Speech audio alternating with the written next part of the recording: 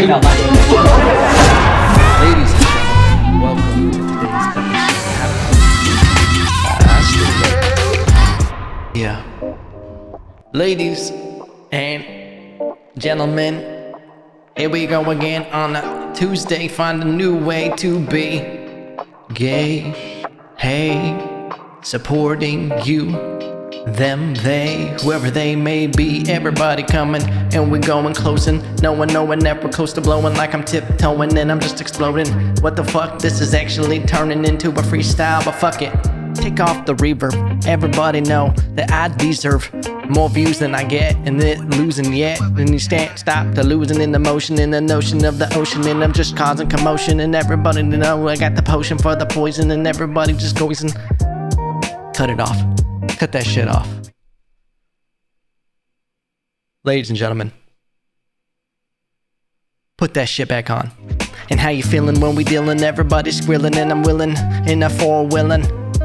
And I never eat dessert, cause I'm from the desert, and that doesn't even make sense, but I get on the beat and go berserk. Leave the competition stiffing in the risen. What? Like the zombies. Everybody, don't come on me. What? Stop it. Stop. Ladies and gentlemen, we should have stopped that after the first go at it, because it was turning into some real shit. Your boys got it on deck. Okay, do I keep the skills with me? Yeah, keep it in my pocket. Someone says, everybody freestyle. Drop it. I got it. Pop it. Them things. Double Glock it. 22s between me and you. Who you gonna choose? Stupid. Stop, Evan. Just stop. But I just start going, you know? Ladies and gentlemen, welcome to Tuesday. Back at it again. Back at it again with the Tuesday podcast. Even though it's really Monday. But I'll be giving you that honey. What? Doesn't even make sense. But since when you gotta make sense when you're making sense, let's reel this podcast in. All right, we're getting off to a weird start. Earlier, I was thinking about this.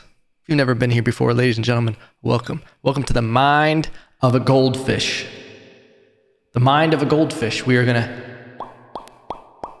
pop bubbles, go different ways. I am like a goldfish in a rabbit hole. Okay? Because while I start going down the rabbit hole, something deep and juicy, I see a carrot, I'm going after it. Oh, what's that over there? Now we're over there. Oh, what's that over there? Get so lost in that rabbit hole. I'm in the middle of a Dick's Sporting Good. Huh? What? Keep up. 10% off right now. All right? Listen, ladies and gentlemen, welcome. If you've been listening to the podcast for a while, thank you for being a supporter. If you've been listening to the podcast for one day, do better. Let's make it 2 days, 3 days, okay? We're going to get through it, but welcome. I was thinking about this earlier.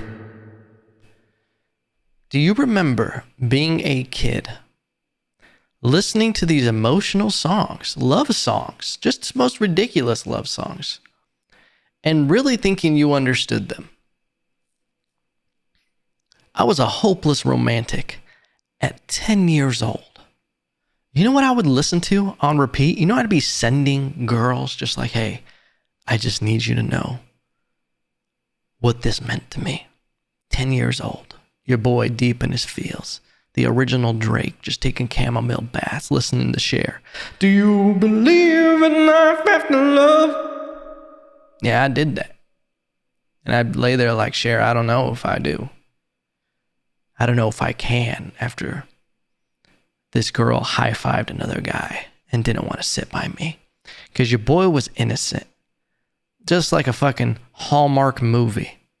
I wasn't out there getting blowy J's at 10. If you did, sorry. But it was just innocent. Holding hands, a little kiss on the cheek, maybe a peck, you get lucky.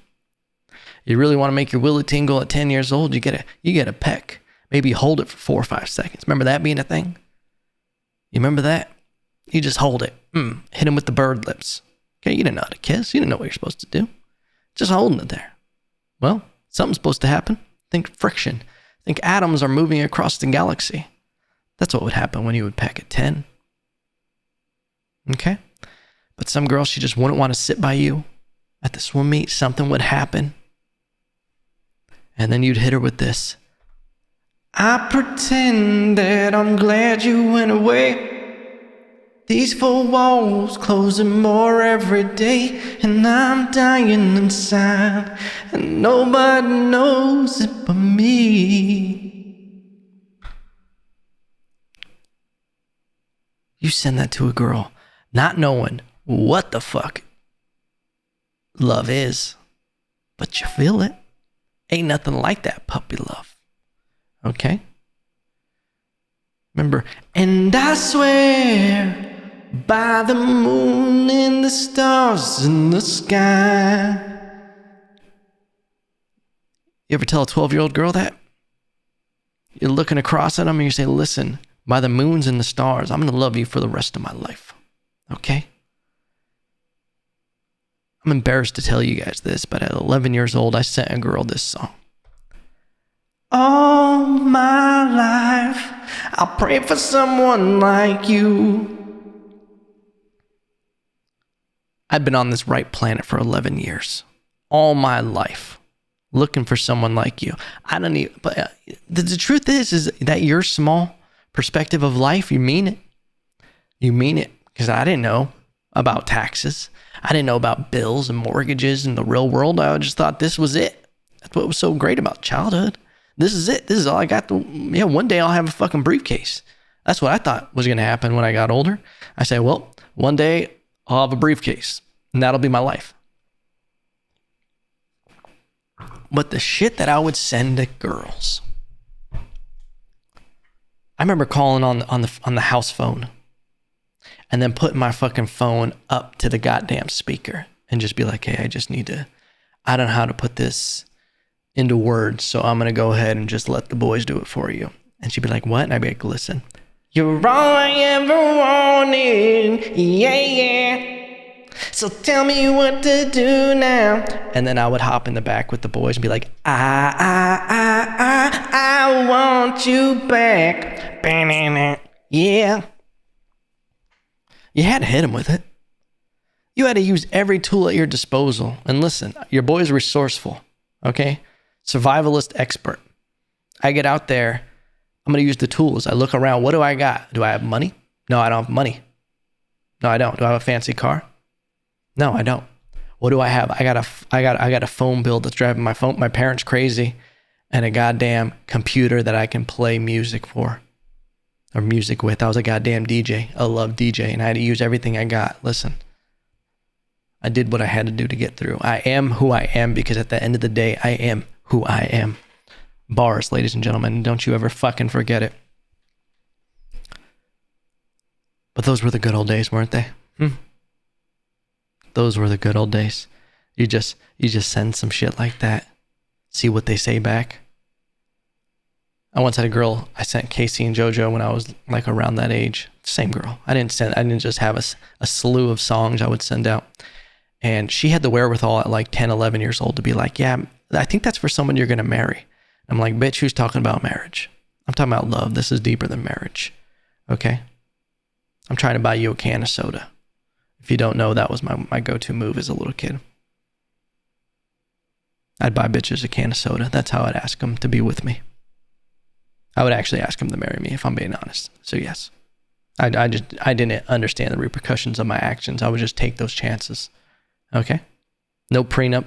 I was ready for it. I'd buy them a can of soda. I'd say, hey, you go ahead and pick. I'd have a fresh, crisp dollar just for the occasion. I put it in there. Get her. I remember one girl got a squirt. I say, hey, let me fill you up some sugar, baby.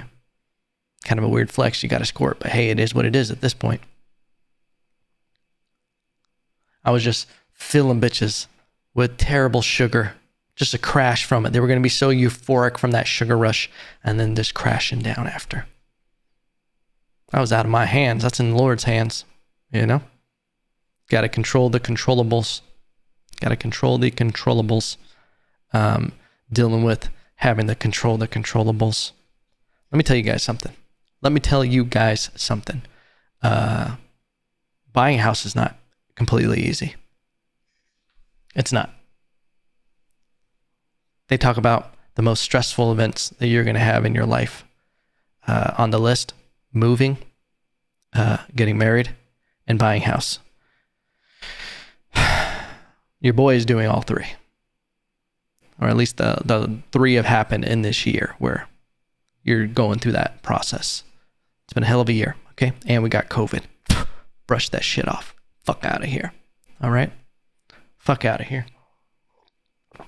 But now we're dealing with some delays with the appraisal and shit. This is something I've been very hard at working on a few things for self-improvement. Controlling the controllables and not getting upset about things that are out of my control. What's the point? You know, that's what I'm trying to get better at, because it's not something I'm always good at. Sometimes I'm prone to get involved in situations that I shouldn't put my energy in, care about things I shouldn't care about. And every day, 1% better, brother. 1% better. That's what we're aiming for around here. Those are good numbers for me. 1% better a day. I'll take it. I'll take it, baby. But yeah, I saw, this is so ridiculous. It was the dumbest shit ever. I wasn't really going to talk about it, but I just saw it before the podcast started. SNL did a spoof on Joe Rogan. There is one funny line in this, and it was a very clever line. Whoever wrote it, clever points. They're making fun of Joe Rogan on this. Like, this is the thing. I don't watch SNL at all. SNL, no one has had a higher fall from grace than SNL. You want to talk about the glory days? Adam Sandler, Will Ferrell, Chris Kattan, Chris Rock, Chris Farley, a lot of Chris's. A fire cast of funny people who went on eventually. But could you imagine like what SNL could have been if they didn't lean so hard in this political correctness and just, it's so annoying. It's so just unfunny what they try to do. And then you have canned laughs, and then you see on their videos and everything, it's like fake comments and shit. You can tell. I'm like, there's no way other humans think this shit is funny. And they're like, oh my God, this part was hilarious. And you're like, this is fucking bullshit. I know it. But it's one of the most unfunny things ever right now. I think Pete Davidson's dry humor is funny. I think his stand-up is funny. But I feel like comedians, they don't do well in SNL. Pete Davidson had a good career. I'm sure he's made a lot of money. And I think he's on his last season. Good for him. But it's just not conducive to like really being what a comedian should be. Granted, there's all walks of life and comedians can be anything, but except unfunny, which is what blows my mind with some of the SNL stuff.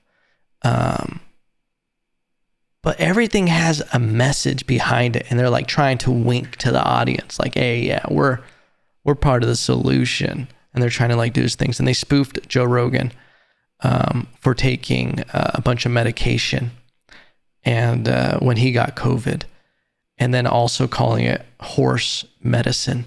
What's crazy about this narrative that Joe Rogan took horse dewormer, I forgot what the name of it was, ivermectin. It's been used almost 100 times more for humans. Like, it has never had a side effect and has been in mass production. The only reason they create this narrative is because this stuff is cheap, because there's no money to be made on it. Monoclonal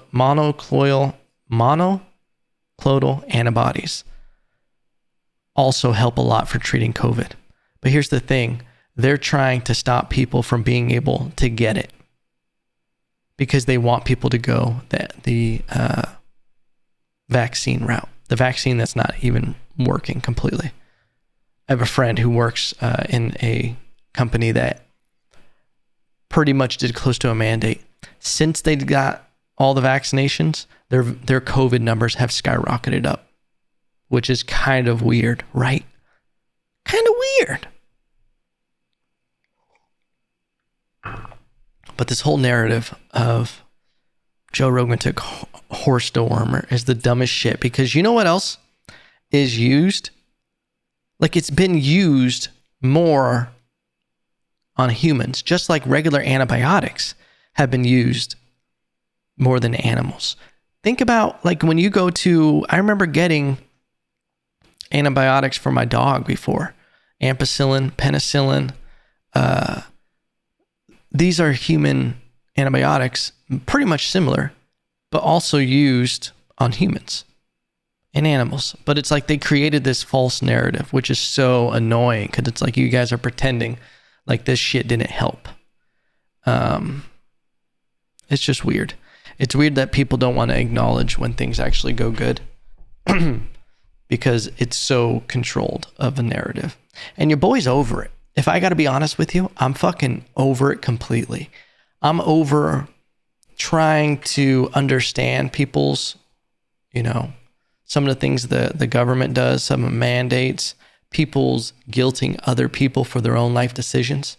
No, you can't keep doing that. We've like got to the point where it's like, hey, we got to do something about this. This is getting out of hand. Like we're really entering a state of idiocracy with how some people are with COVID. Blows my mind. It blows my mind because I've been in Texas now for, I want to say close to 8 months. Night and day difference from the vibe of being in California. Caught a vibe in California. People who stayed there and everything, still shut down, still afraid of COVID, still feeling like in fear and not living their life. There has to be a point like, this is what the whole thing that's fucked up about COVID. It's made it it's made it seem like COVID is the only danger and fear that we have. It's an illusion that COVID is as dangerous as it is, but what's not an illusion is how dangerous other stuff is that the government doesn't even pay attention to. What about side effects from medication? What about alcoholism? What about tobacco? What about all these other things? Especially when people start talking about fucking people who don't get the vaccine shouldn't be allowed to be treated in hospitals. Well, what about the people who are getting heart disease and diabetes and any other illnesses that can be thwarted with a healthy lifestyle and exercise and eating? What about those? Because it's not black or white. And it's very simple if you're a simpleton to look at things as black or white. And people want to say, well, COVID's contagious. You don't think the certain lifestyle that people have is contagious? You don't think secondhand smoke is contagious? You don't think when someone's texting and driving and causing a car accident, that's contagious? You don't think when they raise a certain family lifestyle that they're not affecting those kids, which are going to affect the healthcare system? Fuck out of my face with that shit. But I just think it's so weird. I'm over it. I'm over it indeed. And it's just, I saw this SNL sketch and it just like, it's so weird. It's so weird how dumb SNL has gotten. Do I like Joe Rogan? Yeah, he's a cool guy. He's a cool man. He's done a lot of great things. Is he perfect? No. Am I defending him? Am I like a Joe Roganite or whatever the fuck they are? No. Would I kill if he asked me to? Probably. But what male 21 to 35 demographic wouldn't, But no, it's not, I don't know. We've talked about this as enough. Words are hard today for me. Words are hard. I don't know if you guys saw this. This is wild. The band Brass Against. Let me pull this up, this article, so I can read it to you. Brass Against, which apparently is a band, apologizes after lead singer pees on fan's face mid-show.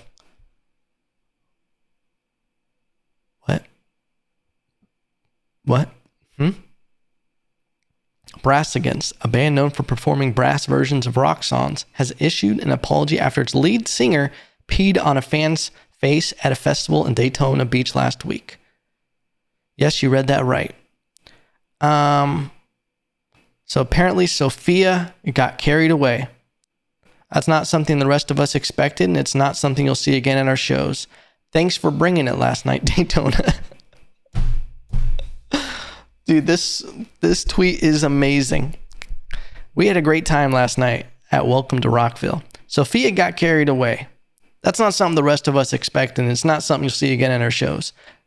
Thanks for bringing it last night, Daytona. We're out.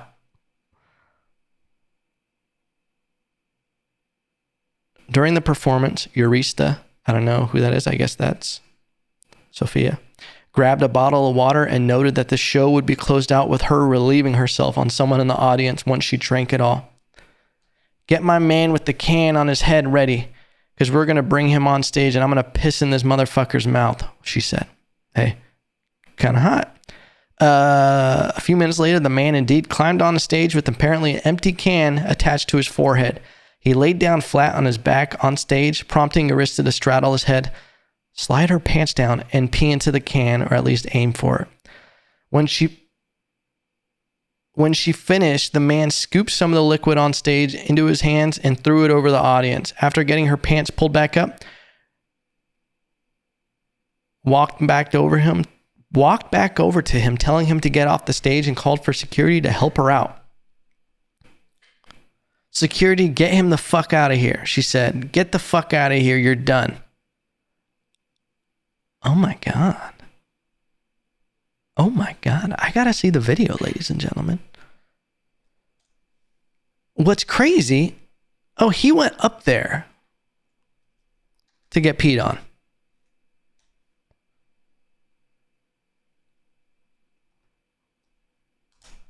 Urista, Sophia. Okay, so you can actually see her pee.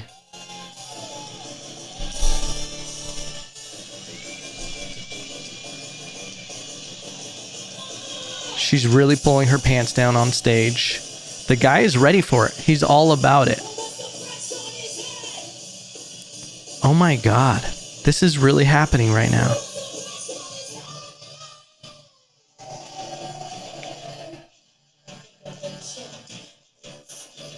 Oh my God, she's really peeing on him. Oh my God. Oh my God. Oh my God, this is so insane. What the fuck? He was all about it.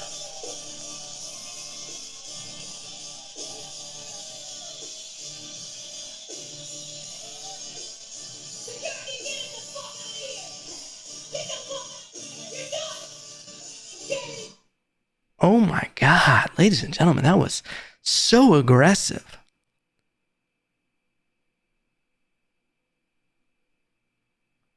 I'm at a loss of words, ladies and gentlemen. That was rock and roll. Oh my God.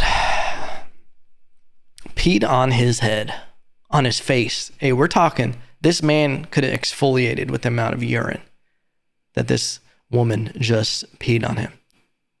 And judging from the angle, she needs to drink more water. Okay, that did not look completely clear. That pee looked like it smelled like cigarettes and bologna. Wow, I can't believe that. That was so much urine though. Yeah. So that's why women can't really aim standing up, because that kind of looked like you sprung a leak on a sprinkler or something, you know? Y'all really can't aim, huh? Yeah, we can't have equality until you guys learn how to aim correctly. But that got all over him. That was a super soaker. And then he scooped some pee out, like pee up from the ground. She peed at least 16 fluid ounces on him. Scooped it up, and then he flung it on the audience. Oh, man, just straight. I don't see nothing wrong with a little pee on you. That's a weird kink, huh? Getting peed on? What is that all about? If she's willing to pee on a fan in front of a crowd, what else? What is she willing to do in private? I mean, what is that kink of being peed on? I ain't for it.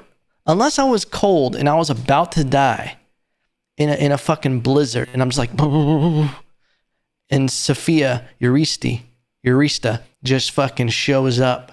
She's like, I can fucking pee on you, mate. I'd be like, fucking hit me with it. Give me that Super Soaker 3000. Wow. That's something else. Wow. I can't believe that's on YouTube. You can watch it. It has over 1 million views. Good for whoever's channel this is. Someone commented, she saved his life. There was a beach nearby and he was stung by a jellyfish. How nice of her to stop the concert to help a person in need. I mean, at the end of the day, you want to be at this concert rather than a Travis Scott concert. Am I right? Stupid.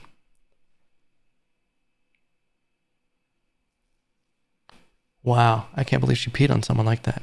In this climate?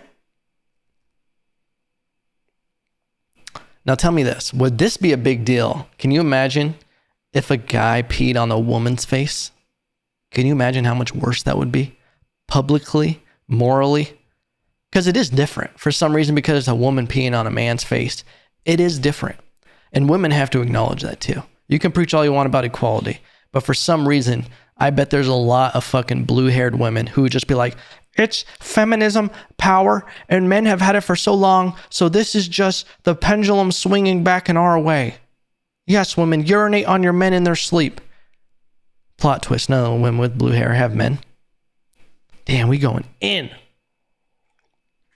That was wild, ladies and gentlemen. We're going to end on that note, okay? We're going to end on that note. Because where do you go after you just played a video of someone peeing on another person's face? A half gallon of it. Really filled them up.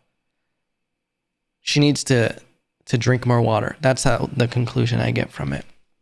But ladies and gentlemen, thank you for listening to this episode. I hope you guys get after it, okay? I hope you guys take this week to really focus on yourselves, all right? Your boy's doing better with it. I know that we talked about burnout and everything, kind of being overwhelmed, feeling stressed. I've been getting off my phone more, okay? I've been, it's good to write out lists and to really focus on what needs to get done and also taking time to recover, okay? Your boy is doing a little bit better with that, focusing on the right things, and focusing on taking actions, things that I want to get done, things I want to do. I'm not just trying to do busy work. And I want to end you with this quote that I really like a lot, that I'm sure you've heard it, but maybe you'll get something out of it. And women, just replace man with women, or they and them and whatever. It's not the critic who counts, not the man who points out how the strong man stumbles, or where the doer of deeds could have done them better. The credit belongs to the man who is actually in the arena, whose face is marred by dust and sweat and blood, who strives valiantly, who errs, who comes short again and again, because there is no effort without error and shortcomings. But who does actually strive to do the deeds, who knows great enthusiasms, the great devotions, who spends himself in a worthy cause, who at best knows in the end the triumph of high achievement, and who at the worst, if he fails, at least fails while daring greatly, so that his place shall never be with those cold and timid souls who neither know victory nor defeat. The man in the arena. Theodore Roosevelt. Theodore Roosevelt bars, ladies and gentlemen. I hope you get something from that. And I hope that no matter what, you know, I still love you.